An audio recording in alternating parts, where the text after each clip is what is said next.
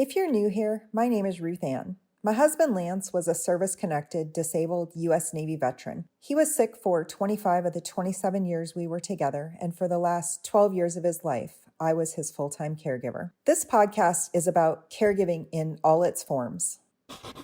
Today, I have Kevin and Allison, my friends, back again for a second episode. Today, we're going to talk about community. And community is important in all of our lives, but I think it's especially important when you're dealing with a disability. So thank you again for being here, Kevin and Allison.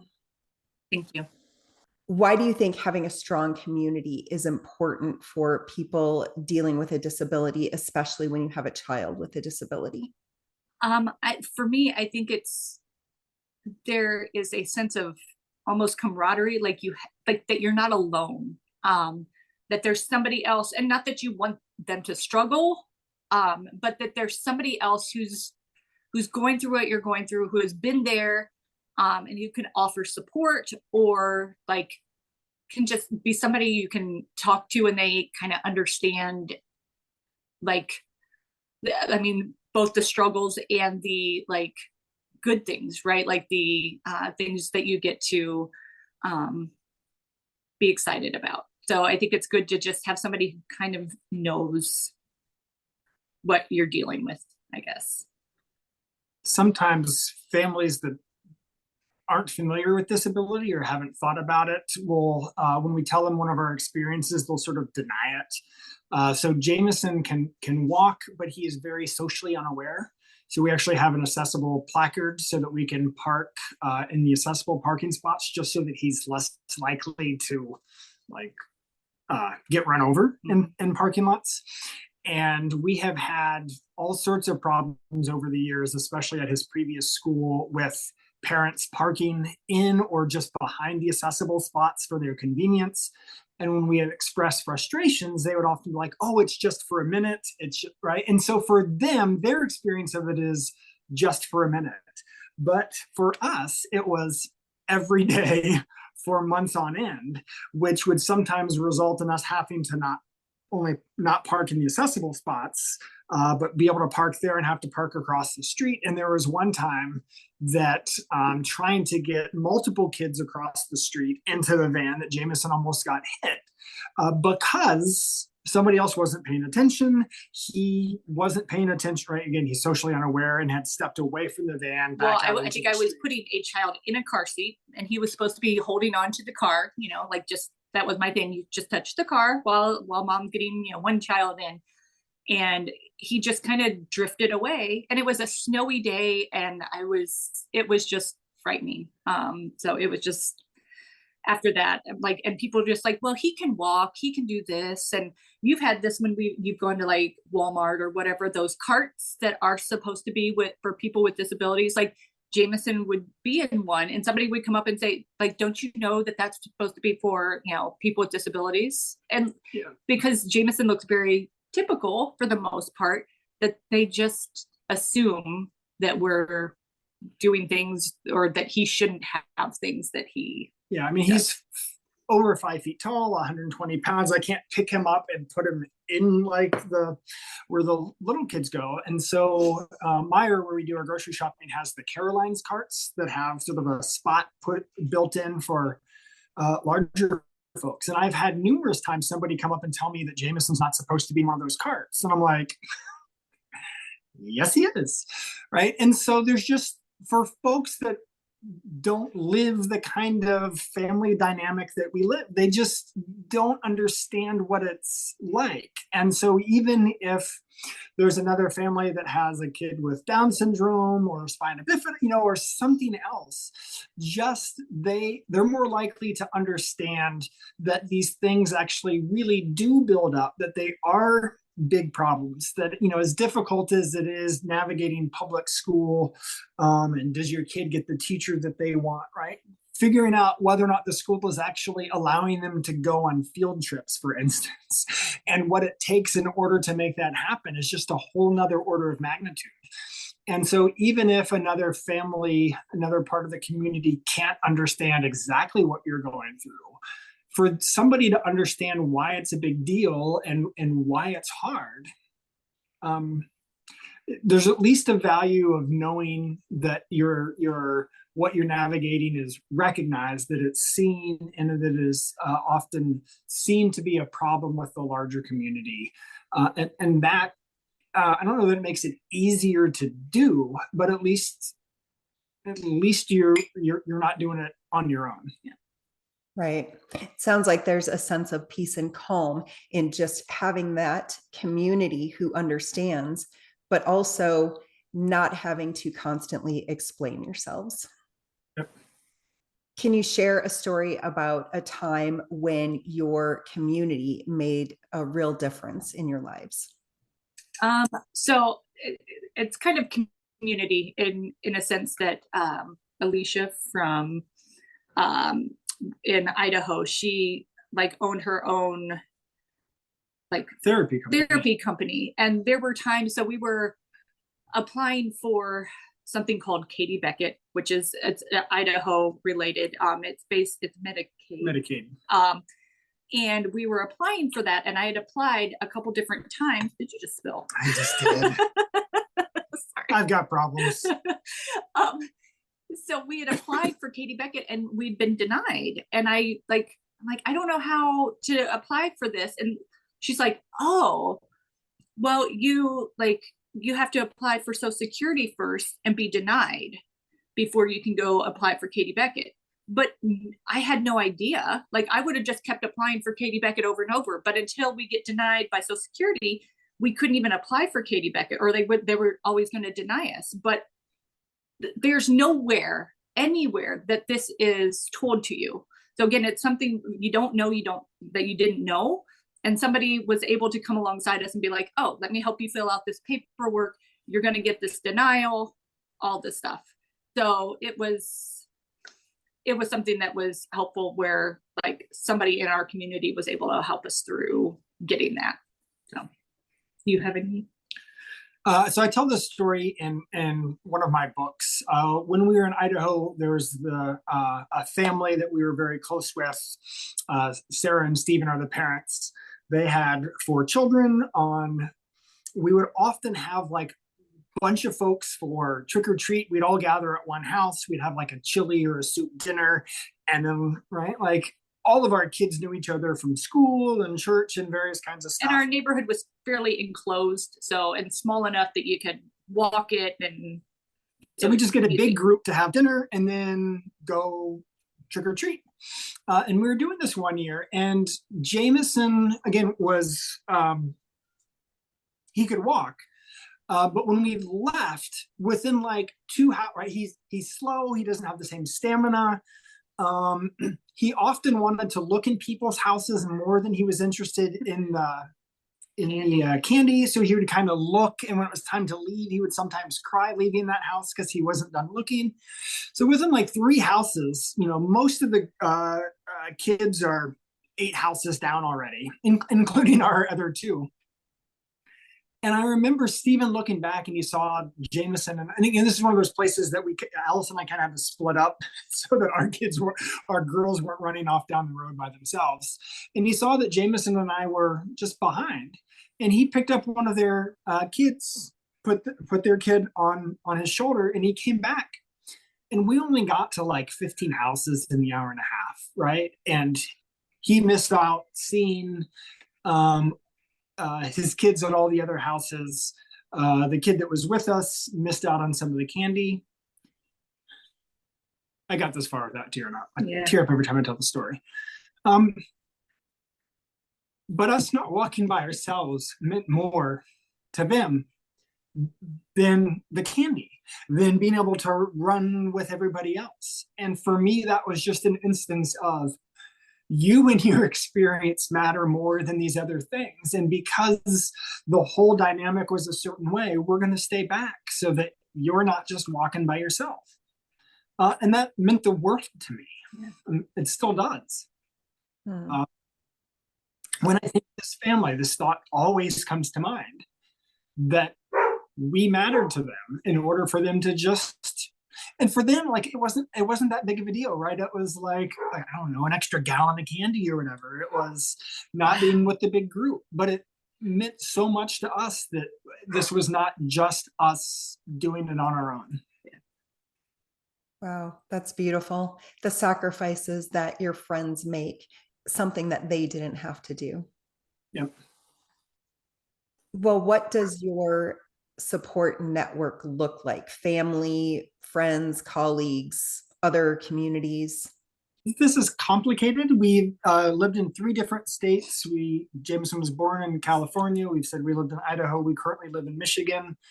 We left Idaho when he was 18 months. No, California. We left California, sorry, when he was 18 months. So that was just a very different experience. In Idaho, where the story that I just told about trick-or-treating, we were part of sort of a group of a bunch of transplants. So we felt like we had lots of folks, people that I worked with, people in the neighborhood, people whose kids went to school with our kids, people that went to our church. We didn't have any family in town, but we always had folks that we could turn to, right? Can you watch our one kid while we take Jameson to a doctor's appointment or something like that? We've now been in Michigan for 9 years, and we have nothing like this here. And it's not that the people, that our neighbors don't care or that my colleagues at work or something, but our life is just really complicated. I think in the 9 years we've been here, we've left our kids with babysitters twice. Yeah. And one of those didn't end up super well. We had to end up sort of leaving very quickly wherever we were at to come back here. Our families are all out of state. My parents used to come up sometimes so that Allison could travel with me for work when I was going to Austria or someplace fun. But as they've gotten older, it's harder for them to do that. As our kids have gotten older, it's hard for them to navigate some of the demands on our kids. So we have no local family. We have friends, but not anybody that we can lean into in the kind of way that we used to be able to. So he was talking about how Idaho was a lot of transplants. Like nobody was from there. Everybody was from somewhere else. So I think a lot of people were going through the same thing, where everybody where we are now is from here. They may have gone away I swear, everybody lived in Chicago for like 3 years and then moved back.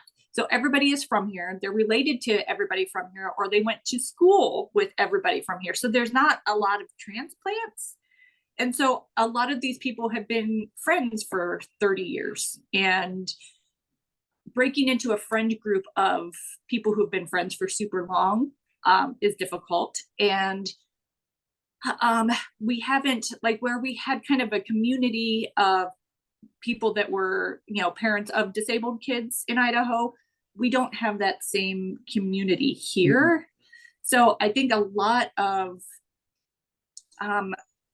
the community that people have is based on where they're living. So if you're in a town that you've lived in your whole life, people know you, I think it's going to be a little bit easier. Or if you have family around, I think it is harder to be those new people in town with new kids and with a disabled child. And I think it is a lot harder for people to accept you or want to get to know you, because I think it's hard.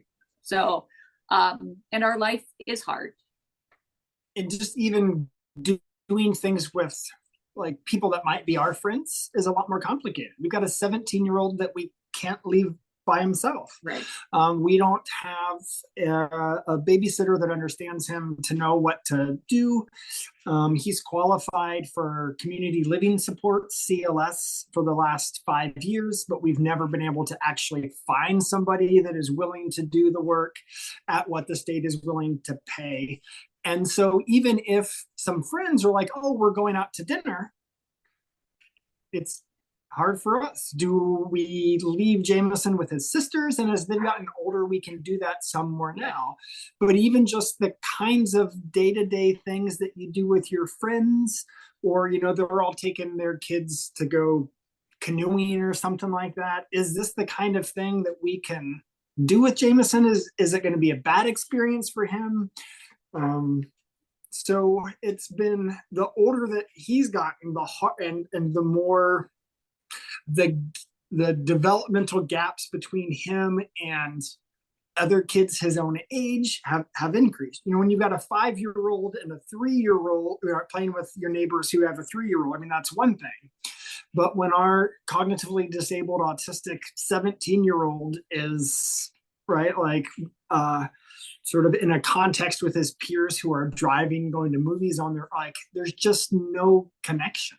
Yeah. And so he is very socially isolated, and because of the ways that who he is and his complexities affect our social lives, we're very socially isolated. Well, and I feel like our advocacy for our son has also maybe made it difficult to make friends or be friends with people because they don't understand that advocacy part, and we look like we're complaining or mean or just like we're these people who are always pushing all of this different stuff. And I think people either don't understand it, or that's just unattractive to them, like to make friends with, where we had a lot of people doing the same things where we were before. And again, Jameson was younger and he just had more of a community of either disabled children or non-disabled children that he got along with. So it has,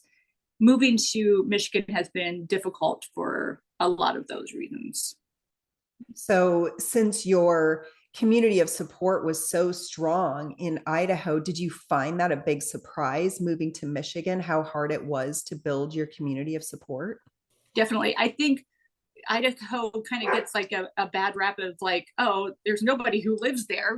Like when we tell people we're from Idaho, they're like, oh, where did you live there? Like, I think it's almost like, oh, there's nobody there, or that it was, I don't know, it was a very different thing from like coming to Michigan. It's a bigger city. We live in the second biggest city in the state.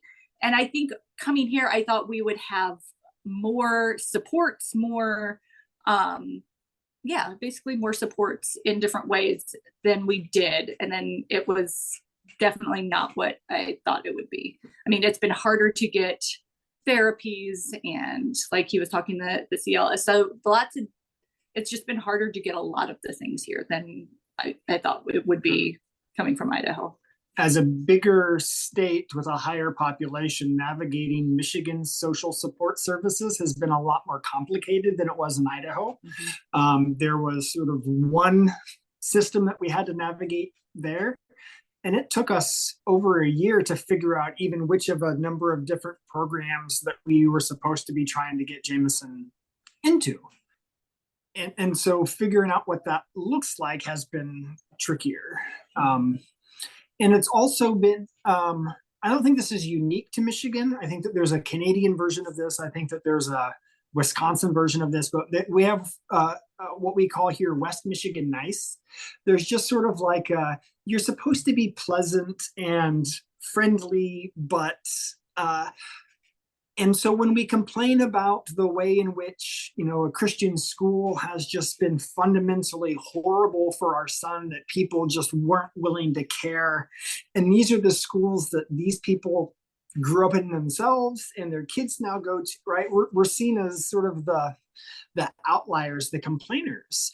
And so because so much of our life has been sort of like trying to make space, then when you're in a space that people don't see that there's need to do that, it just makes it hard to have, like, I'm sure that there's people that don't want to be around me because I'm the kind of person that's, like if Jameson's being excluded by a school, I'm going to be like, you got a problem over here, right? Like this should not be it. I should not have to take off work in order for Jameson to go on a school field trip because you don't know how to take him on a trip to East Lansing with the rest of his school class. And so I can either just swallow all that, or I can try to make the community better at social cost. Yeah, and people are friendly and they're like, oh yeah, we agree, but they're not willing to put their money where their mouth is, or like it's all very superficial in a way. And it's not, oh, tell me more about that. How can I help you? It's, oh, that sucks for you. And I guess we're not friends and now. it's awkward, so we're going to go talk to the people that it's easier for us to get along with. Yeah, so there's not a lot of openness to, let's, we have a problem, let's change the community. It's like, oh, we have a problem, I'm sorry to hear about that, see you later. So I grew up in the upper Midwest, and that sounds very similar to what I grew up with. Everybody just kind of keeps to themselves. Nobody wants to get involved in all of those issues. So it sounds like really it depends on where you are at in the country, the different parts of the country, what kind of support you're able to build for yourself as far as community. yeah. And there's probably a version of this that happens everywhere in the country, right? But it also depends on who the people are that you most often interact with. Again, so many folks here grew up here. They went to the same school districts that our kids used to go to, right? That their kids go to that. And so calling into question what they're familiar with feels like an attack, maybe, or at least not their experience. And so I know that we feel very socially isolated, even from our friends, because we don't have the same time, energy, and background that many of them do. Yeah, even take away not having a disabled child. If that were the case, I still think it would have been hard to be here. So that just adds another complexity. I don't know if this is even something that you can answer, but are there any organizations or groups or resources that you have found helpful in building your community? Or has that just maybe when you lived in Idaho, maybe something like that you can share with people?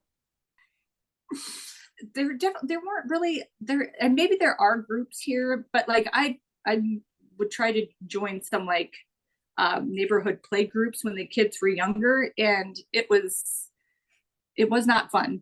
Like I went to a few of them, and I was like, this is not, again, most of the parents already knew each other, so it was really hard to break into those groups. Again, Idaho was much easier. I think we had belonged to a church where a lot of the other parents belonged that had kids with disabilities, and so like even the church was looking into doing some things like for Sunday schools and stuff like that for kids with disabilities, like having therapists or people in that there that were going to be with the kids. And so it was really nice that I felt like they were always working towards something better. And we've not found that at the church here. Like people are very friendly, but there's no like, hey, how can we help your child with disabilities like participate in church? None of that. And there's online groups, but I don't feel personally attached or attracted to those things. They're not things that, I don't know, work for me. I'm more of a tangible, like in-person kind of person. So I don't do well with that kind of thing. So I don't know. Especially since we do a fair bit of advocacy work, when we do connect with a group, it's often, hey, can you give a presentation to our group about how you make IEP meetings better? And again, I'm happy to do that. Or when our current church says, things like, what can we do to make it better? Then I feel like because of some of my background, I'm always the one, or we're always the ones having to do a lot of the work. We're so much of the strategizers, the givers rather than the receivers. And so it's just, it's just hard. And oftentimes we're like, is the outcome worth the work we're putting into it? Because I feel like sometimes we've done the work, we put the work in, and it's sort of like, oh, it didn't like manifest in the way I thought that it would be as helpful as I thought it would be. What's a lesson that you've learned about having a community and support that you wish you had known earlier? Maybe something that is there anything that you think you may have done differently in moving to Michigan? Would you have moved to Michigan? I mean, I wish we would have known how fragile it was. I mean, we moved to Michigan for to be back closer to family, for a better job. And so my guess is we probably still would have done it, but it would have been a lot different of an experience. We might have started things off the first couple years with an eye towards having to do it explicitly rather than anticipating it kind of developing organically. And I think a lot of the people we talked to, probably mostly colleagues of yours, were actually from here. So I don't think that they had like the same experience. So they didn't know what it was like to be an outsider because they were never outsiders. So like, I don't think we talked to a lot of people that were like, you know, oh, by the way, it's going to be hard moving here. I think once we moved here, there were people who are like, oh yeah, it's hard to move into this community. But I don't think beforehand, like, I'm just thinking of your colleagues, like the two people that I remember talking to, they were from here. So like there was like zero, like they had no idea that moving here and being an outsider would be hard. They were never outsiders. So I think they didn't have any advice for us in that sense, because they just don't. I think the people that are from here, they don't see it. They don't understand that there's that. Like, they just think they're as friendly to everybody, and they're not. So I think we still would have moved here just based on our families being closer and, you know, the better job and stuff. It would have just, I think, coming in thinking that maybe it's going to be a little more work than we originally thought would have been good, because it did end up being a lot more work than we thought it would be. So for a family that is considering a move, maybe it's something that they have to do, what kind of advice would you give to them if they're dealing with a disability and they know that they need to build a community of support where they're going? What would you tell them? I mean, there are local parent groups, you know, where Jameson does OT, they run some things. So I think that we didn't think we would need those sorts of things, because we thought it would just sort of develop organically. And so maybe leaning more into what was already there, and then if we realized we didn't need it, leaning back out rather than waiting to lean into it might be something we would do different. But yeah, but again, like, I don't even know that the times when we have gotten involved with some of those groups that a whole lot has developed from them. Yeah. And things were much easier when the kids were younger. I feel like that even with Jameson at the school that he was at, that eventually expelled him, it was easier when he was younger in the elementary school. I think the kids are more accepting. He was easier, or different hards, I guess. I don't know where I was going with that, but basically it was just easier when we first got here, and that has gotten harder since we've been here. And I think advocating for an adult with disabilities or an older child with disabilities is so much more difficult than a younger child too. So when he was, say, 7, you know, people might not have really known how to interact with a disabled 7-year-old, but many of them understood what it was like to interact with young children. And so given his intellectual disability, right, there was just a way in which they were willing to be patient. I don't even know if it's quite the right way to make space for him when he was 7. The children as well, like in his class, he had a lot more. He had friends. He had girls that like just would fawn over him and were very motherly. You know, in 4th grade, like he had this group of girls that wanted to push him on the swings, wanted to do this, and even some boys that like wanted to interact with him. But as they went into middle school, and like, you know, cliques and friend groups are like created, and being different was really obvious, or that was considered bad, I guess. I think being friends with him then was no longer something that kids wanted to do. So when he was in 4th, 5th grade, he would get invited to other kids' birthday parties, because a lot of 4th and 5th graders rent out, you know, a trampoline park, Sky Zone or something like that. And Jameson couldn't do the same sorts of things there as other folks. And one of us would always need to be there. But that the gap there was smaller. And now he's 17, right? And his peers want to, right, like drive and go out to dinner on their own and then go watch a movie or go walk around the mall. And none of that is stuff that he can do or has an interest in doing. And so the gap has just grown. And so it has become very clear to us over the years that elementary kids and their families had a lot more tolerance and willingness to work with us than now that he's in high school.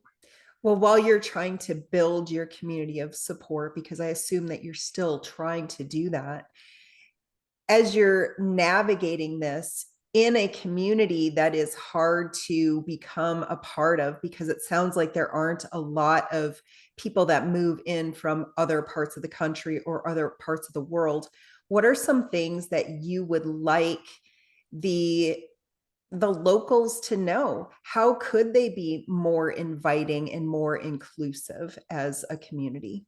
So I think some of it just goes with an awareness of all these things that we've been talking about, right? There are lots of times when maybe we got invited to something. I remember my first year here, we were in all the new incoming faculty were invited to a dean's house for dinner. And I was just like, no offense, but we're not coming, because bringing all of our kids into a house that is not built for kids, especially like what I would be doing the entire time is making sure Jameson didn't get in anything or break anything or had a good experience. And so we were invited, but declined. And there are lots of reasons over the years we've had to decline things, right? What they're doing wouldn't be good for him. It conflicts with a therapy appointment, all kinds of stuff. And then the invites just stopped coming. And so part of it is to make sure you're inviting, even if they still can't continue to do it. Mm-hmm. But maybe even more helpful for that is to figure out why what you're inviting somebody to isn't a good fit, and make space. It would be weird for us to go, as I mentioned, like sometimes going into a colleague's house to eat dinner with coworkers and their families and whatnot. But even something as simple as like, it's going to be on the back porch or outside, right? So Jameson makes a mess when he eats because he's got bad motor control or something like that. Then that's easier, just because the environment is set up in a way that's going to mitigate some of the things that we're trying to prevent. And I feel like there is a bit of kind of, and I don't want to say fear of Jameson, but fear of the unknown of what Jameson is or who he is. And so, people will come in and say hi to him, and he doesn't regularly say hi back, or it takes him a second to say hi or bye back. But like, I think people are like, well, I tried by saying hi, and then they don't try to interact anymore. And the thing is, Jameson loves it when people come over. Like, he loves like people to be here. Even if he's not interacting, like sometimes he'll be like, will you sit next to me? And he does not want you to play with him. And if you take his Play-Doh, he will let you know how much he does not want you to play with him. He wants you to play alongside of him, or just be there, like kind of be a presence. And I think people, they don't understand. And so it's not just that they don't understand. Sometimes I think it's that they don't understand, and either they're not willing to learn, or just don't know how, and they don't ask because that's impolite, and I don't know. So I feel like there's a little bit of fear of the unknown there. There's a kind of awkwardness that people don't know what to do with. I mean, I remember feeling some of this from the other side of the table when I'd go over to your and Lance's house in Idaho. Like, I don't know the best way to, interact. I don't want to intrude on your lap. There's so much about sort of our experiences back then from the other side that I think about. But because people don't like that feeling, they just sort of avoid it. And the way to avoid feeling that with our family is to avoid us. And even though people don't mean to do that, that's what it becomes. Well, since you brought up Lance and coming over to our house and interacting with him, what are some things that in hindsight, you think I could have done differently to make it easier for you to come into our home and spend time with Lance? I actually don't know that there's much that you could have done. I just wish that I had understood then what I understand now. So for instance, I would have asked a lot more questions. I remember we were over there one time and you were getting ready to feed him. And I just was just like, oh, can I get him this? And you're like, no, he can't have that. I was like, oh, okay, right. So there's just a way in which I didn't know. And I was, again, trying to help out, but I didn't know that I should ask you what was best to do it. So I would just ask a lot more questions. Are you comfortable with me wheeling Lance out onto the back porch and sitting out in the flowers? Is there something I can do to help you get his lunch ready? Or should I just sit here and talk with him about fishing story, right? So again, I don't know that you could have done anything different. You were navigating a lot, and to say that you needed to do something different is, again, to put the onus on the person that's already in that. Yeah. And so I just wish that I would have known our analogs of what was hard, so that I was more likely to understand what your analog was, and so that I would know better how to take some of that onus on me rather than.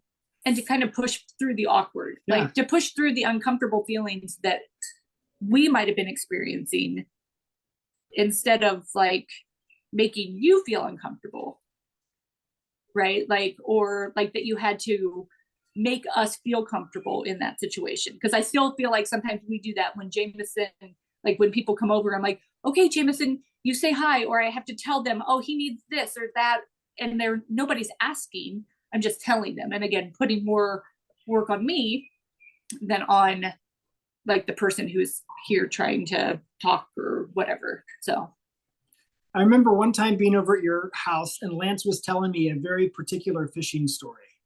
And this was probably like the third or fourth time I had heard that fishing story. And I remember you sort of like apologizing, like, like, sorry, but he loves this. And I just remember, like, if that's what Lance wants to tell me, like, then I'll gladly hear the story, right? Because that's how he was connecting. And so that was a place where you told, right? Like, you felt awkward. I was just like, no, like, I'm fine. And then I came over even after that, and I'm sure I heard the same fishing story again, but we just knew how to take Lance telling the fishing story. I'm thinking back to that time and the conversation that we're having now, and just realizing how awkward it is, how uncomfortable we feel asking people questions. How can we make it more of the norm to have conversations about these things? Because it's a normal part of your life. It might not be a normal part of everybody else's life, but how is anybody going to learn anything unless there is communication and conversation about it? Yeah. And one of the tricky parts here is that even sometimes when people want to ask these things, they because Jameson's almost always around, right? And like, we don't try to hide anything, but there's just ways that social interactions go that reinforce this assumption that, like, there's something wrong with him, or he's the problem, or they could talk about things in ways that are going to encourage certain kind of stigma. And so since he's often around, there are sometimes conversations that we don't want to have with him there, because even if he seems that he's completely tuned out, he's tracking all this sorts of stuff. Mm-hmm. And because he doesn't interact in the same way that other folks do, I think there's a lot of people that think that, like, oh, he's not paying attention. And so sometimes it's like, I would love to have a conversation about that. Let's, let me get something here. We can go, take a 10-minute walk around the neighborhood. I'm happy to answer that, but I don't want to answer in a way that's going to be right in front of, because disabled folks already in so much of their lives don't have privacy, right? In order to get any kind of service, tell us your medical history, right? In the first 3 minutes, the way in which there's what sometimes gets called access intimacy. You have to admit parts of your lives in order to even get space in something. Mm-hmm. And that's tricky to do. right? We wouldn't expect our daughters' personal lives to have to be shared in order for them to get invited to a birthday party or something like that. And so part of it is, I would love to hear more about this. Tell me when would be a good time and what's the right context. And then for the other person to sort of listen, rather than like, oh, that's not what I expected, never mind. And I think sometimes people worry about being offensive or being insensitive or offensive about things. And so they don't ask questions. Or then sometimes when they do, they are actually offensive, kind of like they've asked things that is none of their business. And so I think there's that kind of a balance between people trying not to be offensive or make you feel awkward and actually being those things. So I do realize there is a balance for people, but I would much rather somebody ask and me be able to say, that might not be appropriate, or like maybe let's talk about it somewhere else or something like that, than not ask. But I understand that there is a balance, that some people are trying to not be offensive, and then some people just don't care. And so much is contextual. Like, you're our friend in this context of trying to help people learn about the complexities of caregiving. We are happy to talk about many, but not all of our family experiences in this way, because it's for a purpose in the context of something. Yeah. I remember I had Jameson with me at the grocery once, and I was going through the cereal aisle, and I just remember this so well. I was getting a box of Fruit Loops, and somebody that I didn't know whatsoever in the cereal aisle just was just like, oh, what's wrong with your son? Right? And like, this caught me off guard. It greatly irritated me. And my response was, he lives in a society where you as a complete stranger think it's appropriate to ask me that question when I'm getting cereal. And she got so mad, right? Because I was just asking. And again, we are happy to talk with you about some of these complexities of our life, because we know that you care and you're invested and but this is a complete stranger, and I'm just trying to buy my damn groceries. Yeah. And so she felt entitled to his life when she had zero in his life, right? But she's entitled to his story when we don't even know her first name. He was a novelty, right? Yeah. He becomes it reminded me of the way that for so much of our country's history, disabled folks were part of freak shows, circuses, right? He was the spectacle that somebody else could learn from. And we are all for people learning from our families' experiences, but in a way that we're not the spectacle, but that we're valued. And this woman just, clearly didn't value at all. So much depends on the context and how it's asked. I mean, I'm sure the woman, left there thinking that I was just a jerk. But I was tired of that being the kind of expectation that people have.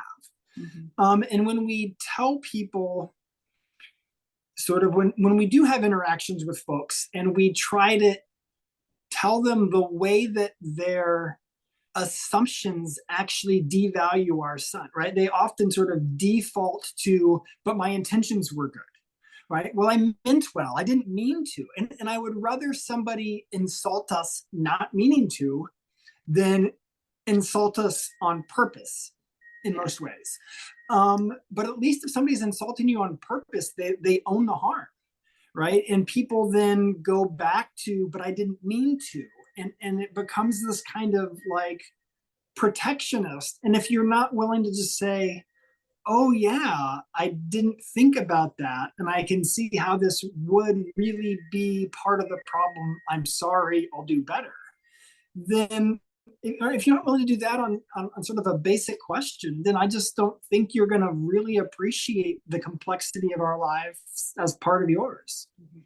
We've only got, right, like the time pressures on us are more than other families. The energy pressures on us are more than on other families. The emotional regulation of all the moving parts is more than on other families. And there's just a point at which like, I don't want it to be a cost benefit analysis, but it becomes like, do we have more margins to keep doing this, or do we just need to get him out of here for his own mental health? And sometimes that's what he needs. And so we're gonna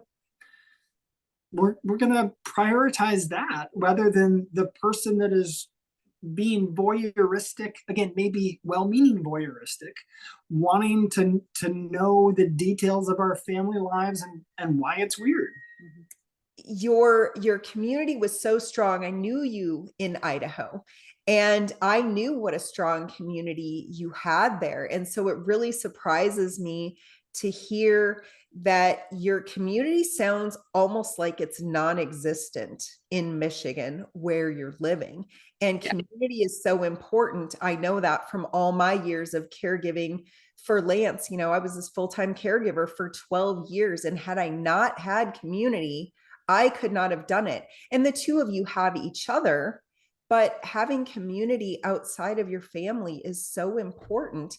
Is there anything else that you would like our listeners to take away from this conversation about community and the things that you have seen and the things that you have dealt with? I mean, I think some of it is, I mean, I realize the people that are listening are probably people with children with disabilities or, you know, disabilities themselves. But I'm like, if other people are listening, that to keep asking, to keep trying, to, like, even when like people like us are like, no, we can't do this. No, keep trying, keep asking questions, be willing to like feel uncomfortable.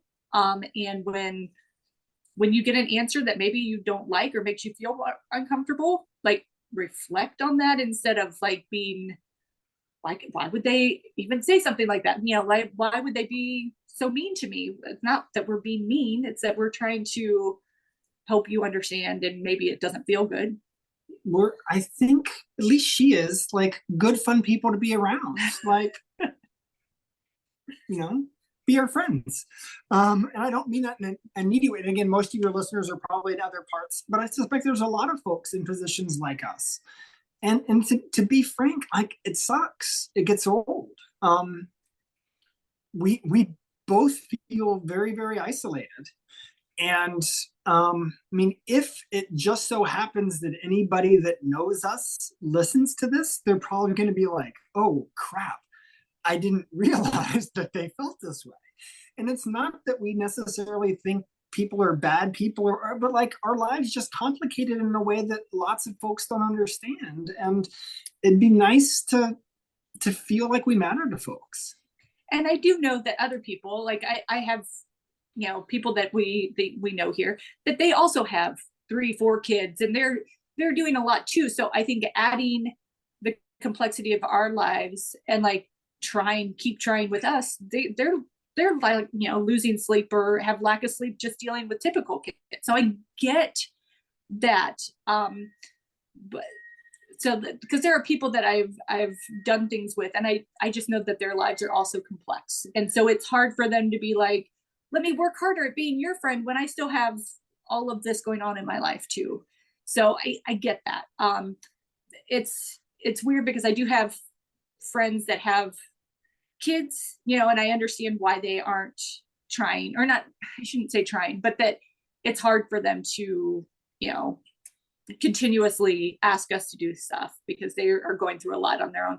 But I also have friends that don't have kids or aren't married and stuff like that. And like, they don't have as good of a reason, I guess. Like, they're busy with other things, but I feel like sometimes that our family is not worth the effort, or they feel that our family is not worth the effort to get to know, in a sense, because I don't know, maybe they have a cost benefit analysis and the cost just is too much for them. I don't know. I was supposed to have drinks last week with a friend that I work with. We were actually talking about this year. This would have been the first time in 6 months that I've done something social, like me going out with somebody. And I like this person a lot. We're supposed to do it. And they sent me a text. They're like, something came up with my kid. I'm going to have to reschedule. And I just replied back. I was like, if anybody that gets that, it's me. Like, by all means, I'll touch base with you next. So there's a way in which what we've been through has made us so much more sensitive, probably not to everything, but to a lot, right? And this is just, it was a very different kind of parenting issue than we deal with. But the person knew me well enough that I was going to be honest and forthright when I said, it's not a big deal. I get it. Go and don't feel bad. They knew to trust me on it. You were also disappointed, and it was discouraging. Again, not at this person. It's just like, oh, I finally have plans. It's so exciting. And then like something falls through, and it's sort of like, okay, I get it. And that's totally understandable. But I mean, it's valid for you to have been sad about it, right?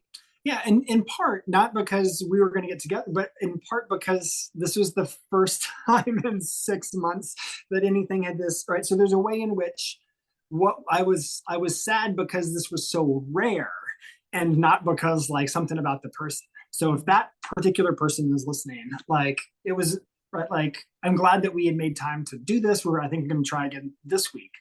But it was just one of these ways in which, I mean, your caregiving relationship with Lance is very different than our caregiving relationship with Jameson. But I am so much more attuned now, I think, to the complexities of what that might look like, that I would know better what to say, what to ask, and to take you at your word for stuff in a way that maybe I didn't as much as I should have been. Sounds like maybe we should get together and write a book, maybe a training for people. Seriously, I'm not joking.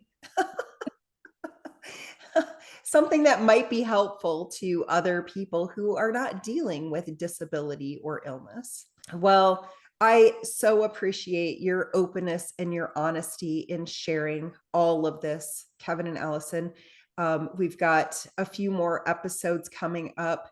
Our next episode, we will be talking about some more of the challenges that you have faced. So thanks for joining me, and I'll see you next time.